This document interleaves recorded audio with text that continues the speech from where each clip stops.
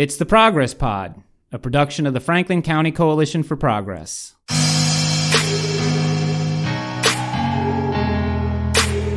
I'm Pete Mazzoni with Jeremy Cate. Coming from a history of institutionalization and segregation, people with intellectual disabilities, or ID, have made strides in education, employment, housing, and support services in general. However, the facts show that society is still far from achieving its vision of offering everyday lives for those among us with ID. On today's show, we're going to take a look at how and why this is, and what's missing for those with ID in terms of their connections to community and the larger society. Dr. Marita Flagler of Shippensburg University has made this an area of focus and has performed research and presented on this issue. She's the Associate Professor in the Department of Social Work and Gerontology and founder and co-director of Shippensburg University's Institute for Social Inclusion. She joins us for today's podcast. Thanks for being here, Dr. Flagler. Thank you very much for having me here. It's a pleasure to speak with you. So tell us about, I guess I'd like to start out talking about the Institute for Social Inclusion, and then we can get to your presentation. The Institute for Social Inclusion started officially 4 years ago. But as an idea, I played with it for several years. First, we are a university. As you said, I teach in a university, and university is not only about teaching. University is about education in general. And education goes beyond educating the students that come to college. We have a responsibility to the community. Okay. And being a social worker, I have had the good luck of working with many agencies in this community. And I could see what the need was there. We have got people that do great work, but sometimes we need a different vision in the work that we do, especially in the field of social services, human services.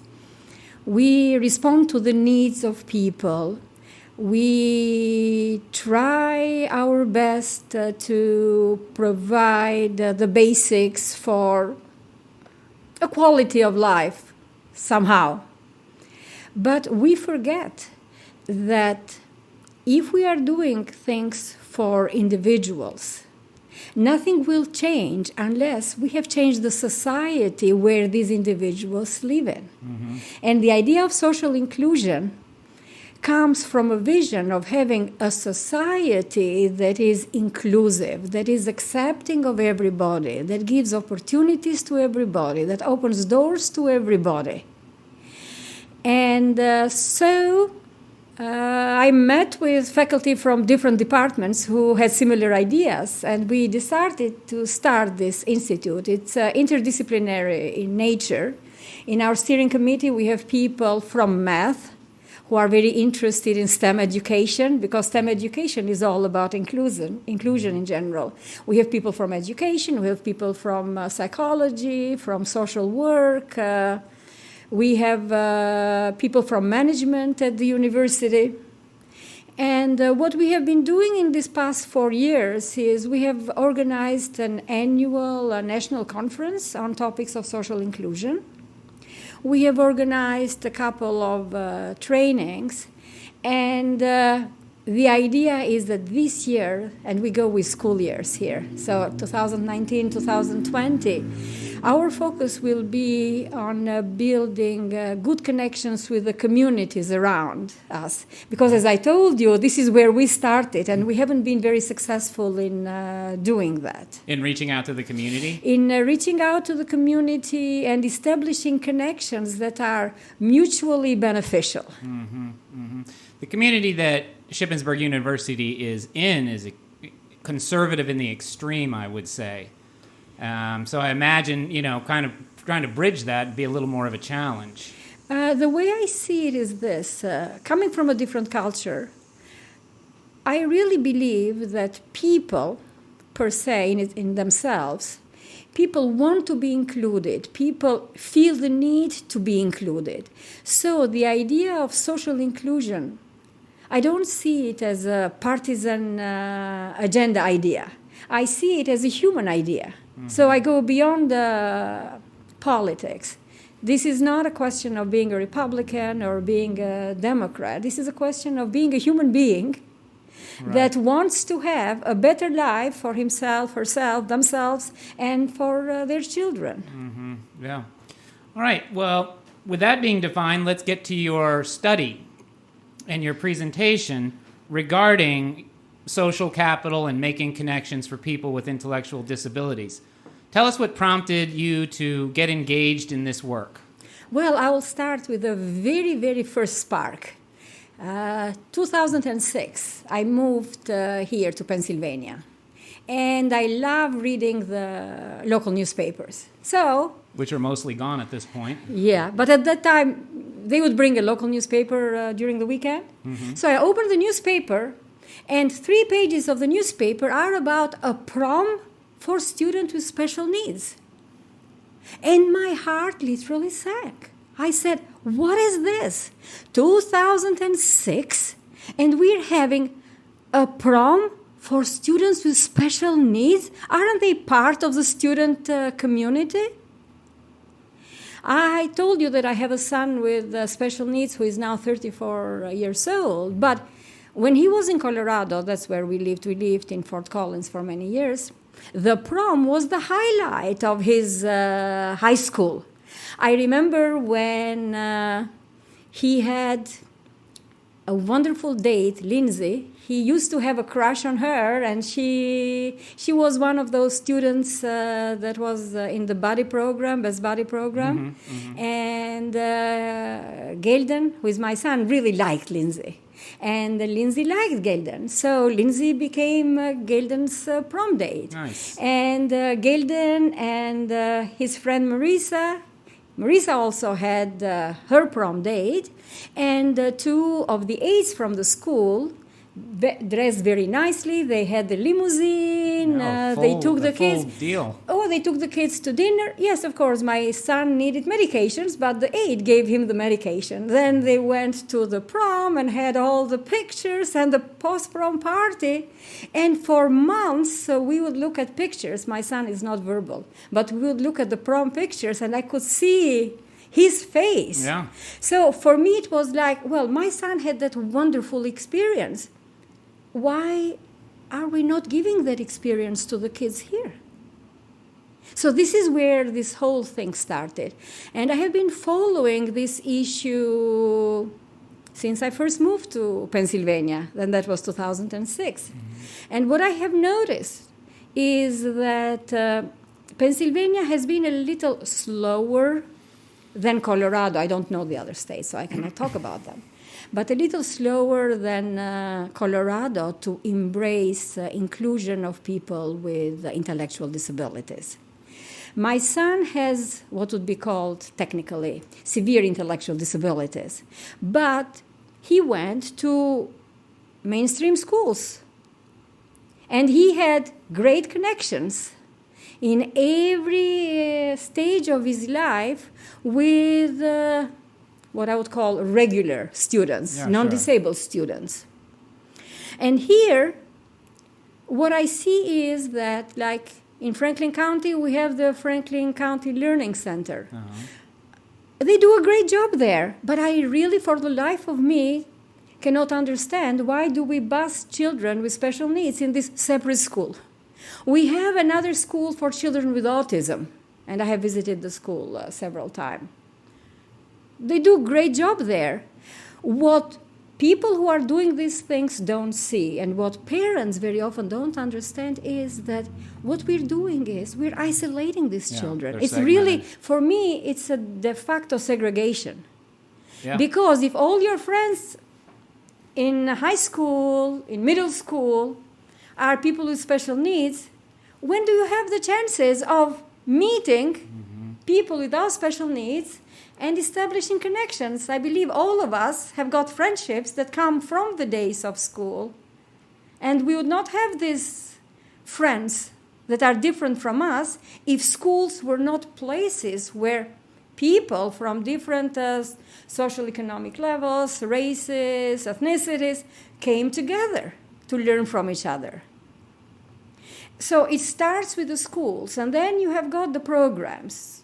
My son, as I said, is considered to have a severe intellectual disability, so he is unable to work. So he goes to a day program.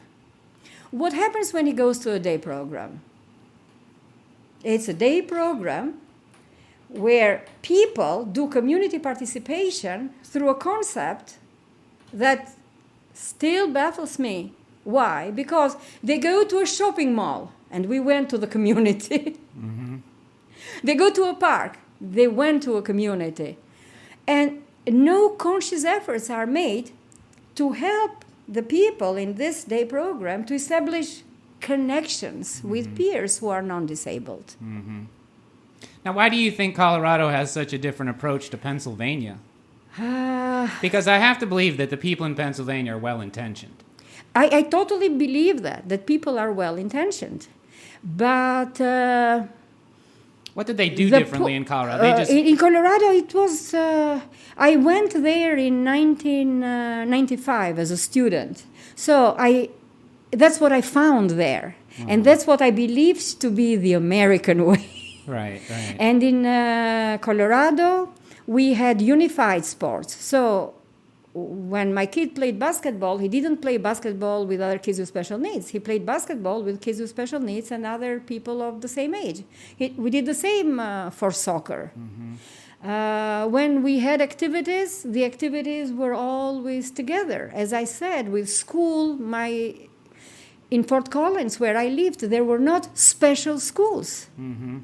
There were special programs within the schools, but one of the main goals of these programs was the connection with the other students and the other programs. Mm-hmm. So I don't know the history. What I have read in the books is that there has always been some resistance in Pennsylvania towards inclusion by special education. The reasons for that... I wouldn't say I have got a good understanding for, but the reasons for resistance towards inclusion in education and then in the other areas of life come first from the good intentions. Right. The first good intention is through the quality of education. If you bring together all the experts in one building, you'll have a lot of expertise, yes? And they will work together, and some of the programs might have higher quality than if you have a program with one special needs teacher in a school where all the other teachers teach the other students. But the second reason is it's easy for the administrators. To have them segmented. Oh, yeah, it's very easy. It's very easy. That's what I was just thinking. It's very easy. Logistically, it makes it easier for them. And it might even be less costly. And the fact is that when the federal government started special education, the intention was that it would be funding it to at least 40%. It has never done it. It has never gone beyond 12%. And then the states are left to pick up the tab. And as we know how the schools are funded, it all gets into the funding of the Department of Education in a certain place. Mm-hmm. What would an ideal situation look like to you for people with intellectual disabilities in the community? Well, for children, as I said, I really want to see all of them in normal schools. Mm-hmm. In neighborhood schools, this is what I would call them. Right. And there is a convention on the rights of persons with disabilities, and that is the idea. Children with disabilities have the right to go to their neighborhood school so that they socialize with their neighbors, with their friends. And then you give the specialized teaching and assistance within that environment. Mm-hmm. So we have a shared space, but we respond to the special needs with specialized assistance. Sure. But for me, the concept of shared space is extremely important because it's the shared space where the contacts happen, where friendships happen, where relationships develop. If you look even into the relationships of parents, parents with special needs develop very strong relationships with other parents of children with special needs. A very good thing, because that provides a lot of support. Right. But if you have two children with special needs, then all your relationships will be with other parents who have children with special needs. And then how do you bring these children with special needs into the community where they belong? Are there still stigmas attached to the ID community? There are stigmas, but I wouldn't say that stigma is as strong as it used to be, because I see that with my kid. Everybody is very loving. Everywhere we go, people smile, high five. And I really don't see people who are trying to put down my kid or are trying to consider him as different. But having said that, and this is not stigma, but this is the way we look at people with disabilities. We look at them as others. I think that's kind of more where I was going with that question, that there's a discomfort. It's discomfort, and it's also, very often you get a vision for what you expect. And what you expect for your children, what you expect from other people, and the expectations we have for people with intellectual disabilities are very low. I think this is where the issue is. The expectations by the parents are very low. Parents themselves really cannot expect, they cannot dream of having their child with intellectual special needs be friends with children who don't have special needs. They cannot see their child with special needs having a girlfriend or having a boyfriend. The concept of this is good enough. So it's good enough that my kid goes to a day program. It's good enough that my kid goes to an employment program. And here in Franklin County, OSI does a very good job in providing services. But OSI can do a much better job in providing more community employment. Can you tell us very quickly what OSI does for the listeners? Occupational Services, Inc. It provides services of employment for people with disabilities, and it has got a workshop where people sometimes work, sometimes don't work, because it depends on how much work they can procure for them. And then they also support people with disabilities in the community in different forms. And that part of their work is wonderful. But if you go to the workshop, and I have taken students there and have gone there several times, 30 years ago it was a wonderful thing. People with disabilities were working. Now for me it's very depressing. Because it hasn't changed? Well, it hasn't changed. It hasn't changed. Still You get people model. with disabilities that go there, stay all day with people with disabilities, and this is what happens. So these people with disabilities, most of them stay in group homes. Their peers in the group homes are people with disabilities. They go to work, they are there with people with disabilities. Right. So you see how we have built these invisible walls around Well, you their described it lives. perfectly before. It's de facto segregation. And many people are not happy when I say it. But frankly, I would say that if we had the same situation for race or ethnicity, we wouldn't be so accepting. Right.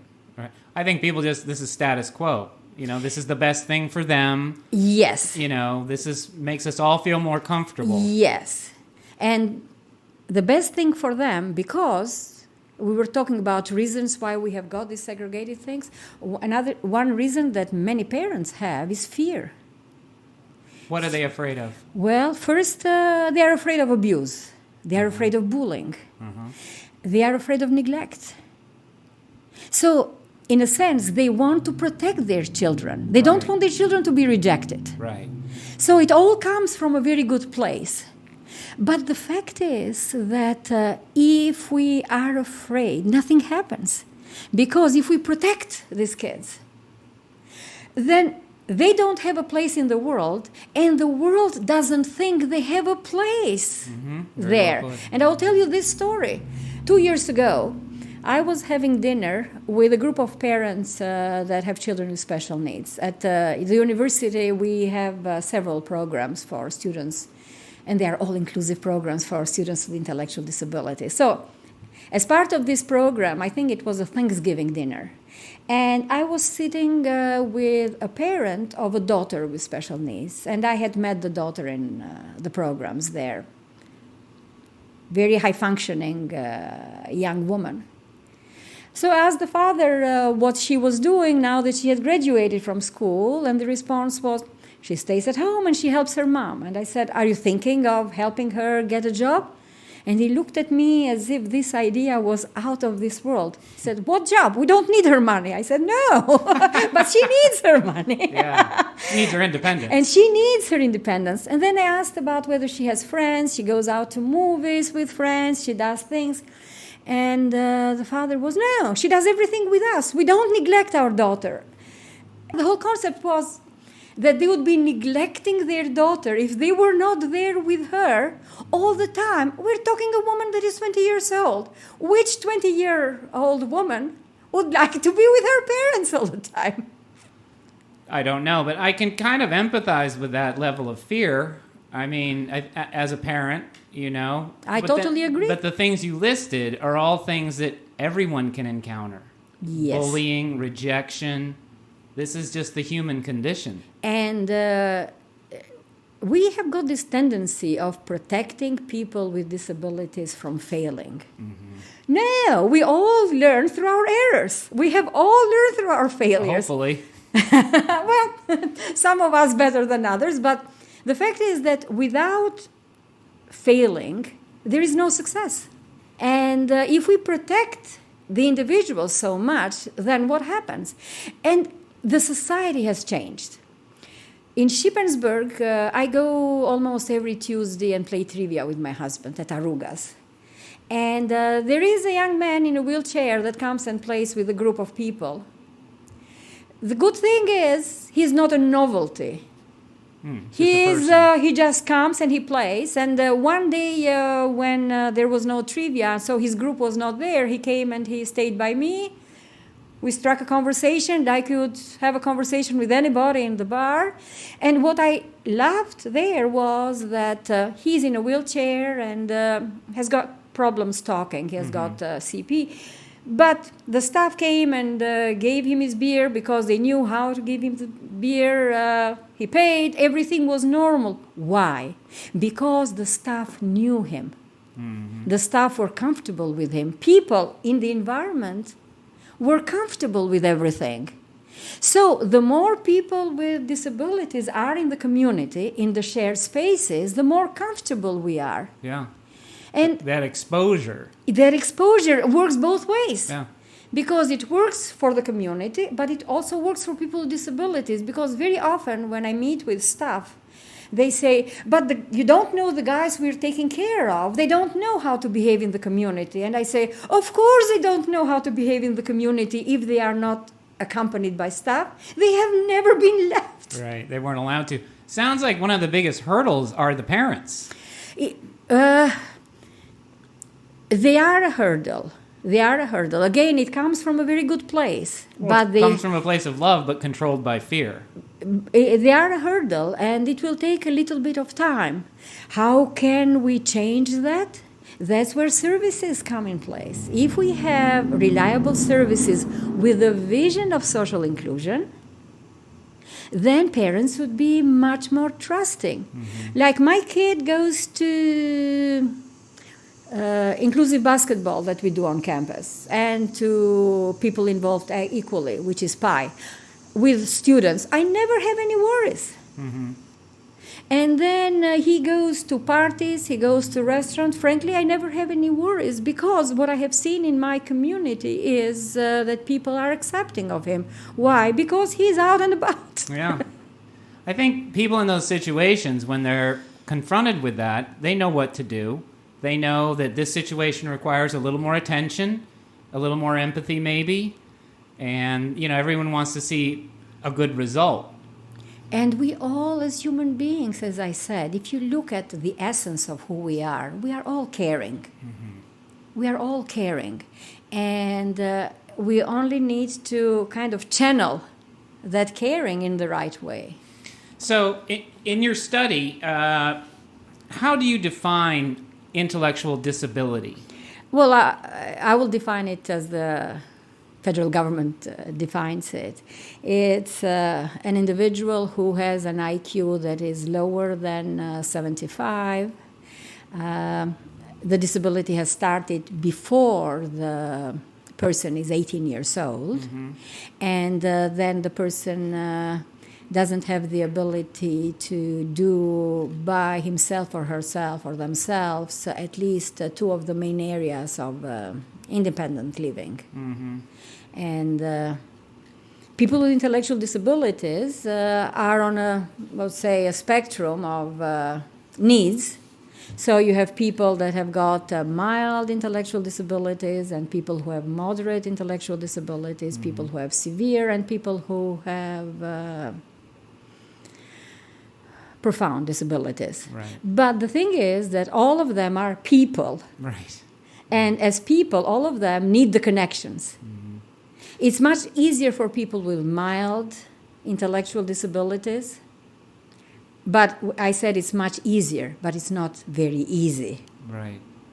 And it's more difficult for people with severe intellectual disabilities, like my son, who cannot talk verbally, but communicates in different forms.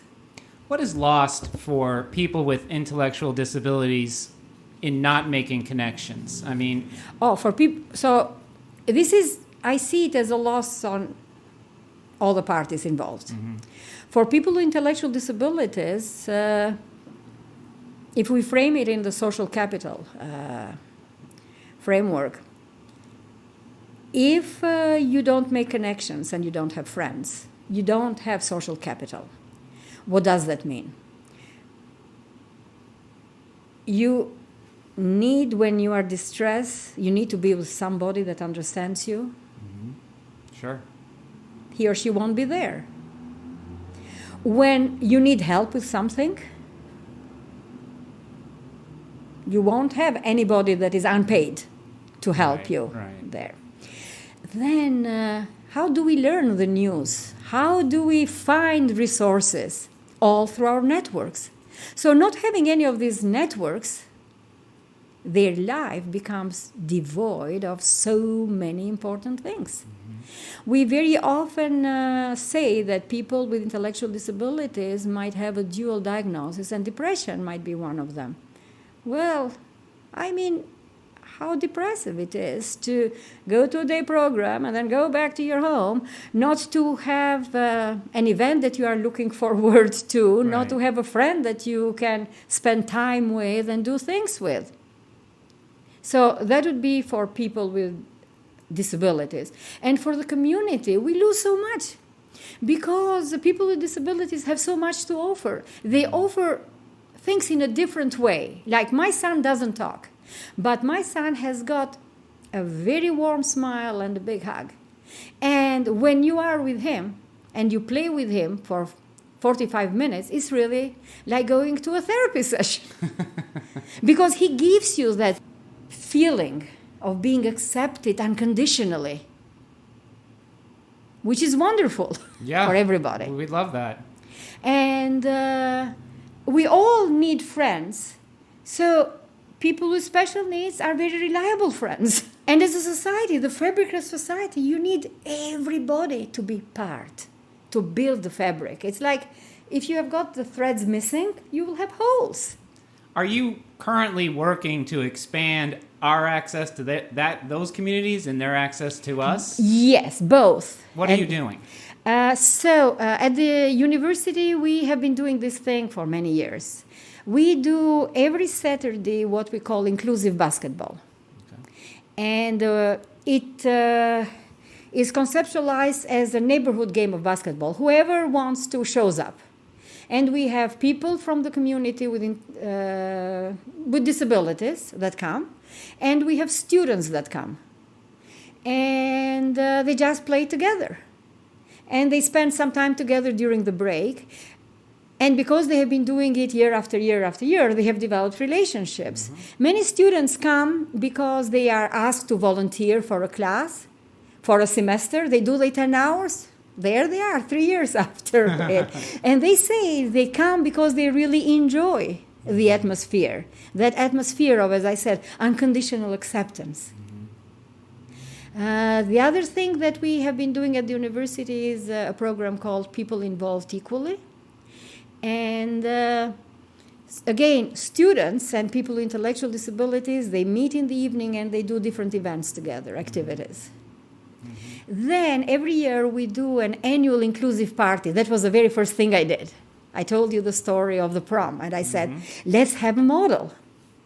And we usually get about 120 people, students and people with special needs and their families, and they play together and stay together and dance together. And it's 2 hours of a lot of fun. So this is what we do, what we are doing at the university. The good thing with what we have been doing is that we have developed these models for families. So the families that have been bringing their children for years, they don't want to go to non-inclusive activities anymore. That was no fun. And the young boys and girls that come with disabilities, they don't want to go to disability-only events. The activities have been extremely therapeutic. We have had people, and we don't provide therapy, so we're not a therapeutic program. But this is what a form of therapy. But this is what I have learned: is socialization in itself, positive atmosphere, is therapeutic. People who were having issues, people with special needs, people with autism, were having severe issues in schools. They come to our program. They know what is expected. They behave very differently. And then very often I've been told by parents, they transfer these behaviors. And they say, at inclusive basketball, we are expected to do this. And for the students that come, they say they develop that understanding that we might not do things in the same way, but we can do things together differently and still have fun. So this is the model that we have developed. The other thing that we have been doing is, I've been doing trainings with agencies. Talking about these topics. And in our Conference for Social Inclusion, we always have one section that is devoted to intellectual disabilities. I did the study, as I told you several years ago, where I wanted to compare the connections of people with intellectual disabilities and other people in the community. And as I predicted, unfortunately, for every area that I studied, and I studied social connections in the neighborhood, participation in social groups, participation in community activities, participation in daily activities, social networks, friends, partners, and family, and support resources. In each one of these areas, when I compared the results, the differences were statistically significant, with people from the community having more resources, more connections, more friends. Right. And after I did the study, I went to the board of the two agencies that had participated in the study, the ARC of Cumberland and Perry counties and the UCP of Central Pennsylvania. And as I presented the results, what I saw was the surprise in all the board members. It was as if they didn't know that people with disabilities had less connections. And the other thing that made me a little bit uncomfortable was they didn't expect people with disabilities to have partners. They didn't expect people with disabilities to participate in the elections. It was like, what do you expect from them? Yeah. It was not, what supports can we provide to make these things happen? So their status quo was things are okay, just leave it here. And that is, you talk with them, it is exactly the same thing. And I'll tell you this very, very sad experience I had, when was it? 2 years ago. Understanding that the agencies don't know how to do these things, I found resources, collaborated with groups of people. There is a great collaborative network, the Interdependence Network, that is working on this field, and I'm a member of that network. So I got their resources. The Center for Excellence for Disabilities in Minnesota has also focused on developing relationships, and they have also developed resources. So I got the resources, and I wrote a grant and got money for a 2-year grant, $160,000, to develop model program for an agency that would have parent education, support coordination education, so that we could change from the plans to how we supported the people. The people in the agencies would learn how to establish connections in the community. We would work with community organizations to open their doors. So the whole range of things. Yeah. Worked for it for a year, got the money. The agency director changed, met with the new director and the old director. 2 days before we were supposed to kick the grant, I received an email. The agency was no longer interested in the grant because they were in the process of restructuring. That shows that this is not a priority. Because if somebody is giving you money, which I raised, I wrote the grant, I collaborated with the people in the agency, don't get me wrong, it was collaborative process. But I put in the work. And we as a university were willing to put in the work. The people at the university management, they put in a lot of money in the program because they believed in it. They said, we need to do this for the community. And the agency, that I won't give the name of, said, we don't need it. 2 years ago. If we had done it, by now we would have had the model program. Is it because you're trying to restructure the entire framework of how this community is treated? And that's just too much to ask for some people at a certain point? I totally agree with you. But the thing is that if we don't do the restructuring, very little will happen. Because this is what I learned as I was doing my study. This is what I learned from conversations with people. You cannot have intervention in one small area. You need at least 8 areas to cover. Mm-hmm. But you need to start somewhere. Yeah. I want to circle back to the parents.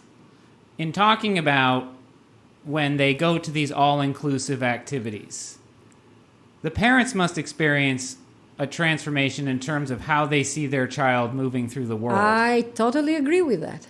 Talk about that a little bit. Okay, I will give you examples, but without names. Okay. So we had this guy, I think he's 21 years old. Mom brought him and said, I have heard about this program. I don't know if he will fit, but he loves playing basketball. I said, okay, let's give it a try. So he came, and at the beginning, he didn't know what to do with the teams, and he didn't know the people. First day, he stays for 20 minutes and says, that's it. Then Mom brings him again. I said, see if he can come again. He comes the second time. He plays for the full hour. And then I asked one of the students to spend a little bit time with him because I could understand how he felt alone as he saw the others had relationships. Well, that's just like anybody showing up to a basketball game where you don't know anybody. Yes, totally. So, and this student who has graduated now, he a very nice black man with a big smile. He said, let's play together. And they started this relationship from that day on. Now, this guy has been coming for 3 years. Mom, who came, and at the beginning, she would talk with me and she would say, there is nothing to do in Franklin County. I don't know. My kid is staying at home. After the first year, her conversation was, where do I find resources? Nice. You opened her up. The second year was, we're looking for jobs here and there. What do you think about these opportunities? So it transformed the parents. Everything about their lives. And now the parent says, the son, of course, does not want to work in a sheltered employment. Mm-hmm. The son wants to work in a restaurant. Mm-hmm. He wants to work with other people. And he wants to have friends that are friends of his age, not right. friends that are necessarily friends with people with disabilities. So he goes to church now, and he has got the connections through the church with the friends. But mom got the courage. Before, she didn't have the courage because she felt that her son would not fit. What would the others say? What would the others do? Now that she sees that her son is very accepted, boy, he's a very good basketball player. Nice. So everybody cheers him and loves him, and he's a very nice man. So everyone's lives become richer through these interactions. Yes, because what you need is a model. The example I always use is when you have never tried something, even with food, you don't know what that is. Right. And you have to try it, to like it, and then to ask for it. Mm-hmm. Mm-hmm. Yeah, you have to take risks, for sure. What are some of the services available to families with children with intellectual disabilities? The good thing is that in 2019, there is a push for community participation and inclusion. There is a push for community employment through federal legislation and through state legislation. And in the area, there are many opportunities. And if the family has a supports coordinator, the supports coordinator will know of these opportunities. Is there any website that people might go to learn a little bit more? Well, what I know... websites won't work very well in these cases, okay. But for adults that are over 18, they have a supports coordinator with SAMS, which is a management agency for people with intellectual disabilities, okay. And they will know of these resources. But the parents need to push for the type of resources, not to accept what is offered to them. Mm-hmm. But push for what they believe their child needs. And parents need to believe that taking risks has got big payoffs. Yes. All parents are faced with that at some point. You know, the child's ready to go off to college or camp or whatever. You have to embrace the fact that the world can be an unkind place in some instances. And that's okay. You recover from it and we move on. Yeah. Yeah. You mentioned, I believe, in your paper, talking about, or maybe this is just me thinking about this, is having mentors for people with intellectual disabilities. They are doing it in another program on campus, Hire Me, and it has to do with employment. Mm-hmm. And this is what they are doing. They are mentoring young kids with disabilities for jobs. Mm-hmm. We don't have in this area special programs. There are best buddies programs in the country, mm-hmm. And in this area we don't have something similar. I know that Dickinson has started something similar, mm-hmm. And I would very much love for Wilson to start something like that. Mm-hmm. At Shippensburg, since we are doing all these other things, I mean, you have limited resources. Right. We haven't gone into mentoring, but I will tell you this, that what happens in inclusive basketball, what happens in people involved equally, you really have mentoring through the relationships there. Throw out the times for that basketball game in case anyone's listening. Basketball is every Saturday, almost every Saturday, from 11 until 12, and we have a Facebook page. And if people check Inclusive Basketball at Shippensburg, that's where they will find our schedule. And we also put pictures of people there, mm-hmm. and videos. Awesome. And that's for everybody, just not people with intellectual disabilities. That's for anybody. There are people from community that want to come. We welcome them. Mm-hmm. They want to come and play with us. Mm-hmm. As I said, it's open as a neighborhood basketball game. Are there other ways we can get involved? Many ways. I mean, if here in Franklin County we want to start something in having shared spaces, there are programs. Meraki has a day program, and they are trying to do activities and events. We could work with them and see if we could do things so where people from their program would participate in some event with people from the community. So there, many things can be organized. What you need is a couple of people in the community that are interested in doing something different. What have you spoken to local employers about employing people with ID? I haven't, because there are specialized agencies that are doing that. Okay, like OSI? And AHEAD, and there are other. I mean, because of the focus on community employment, as I said, by both the federal and the state government, there are many organizations that are pushing in that direction. And if anyone listening wants to get involved, I know that OSI has people that will come out and do various jobs. A former employer of mine, they came out and they did cleaning. Yeah. And so if you're interested, look up OSI and see how you can get involved. Well, that's all the time we have for today. I want to thank you very much for coming on the program, and I greatly admire the work you're doing. Thank you, and I really appreciate the opportunity. Yeah, I'll just jump in and say, if you'd like to send us an email, you can send it to progresspod@gmail.com. We're also online at progresspod.org. And the Institute for Social Inclusion has a Facebook page, and you guys are online.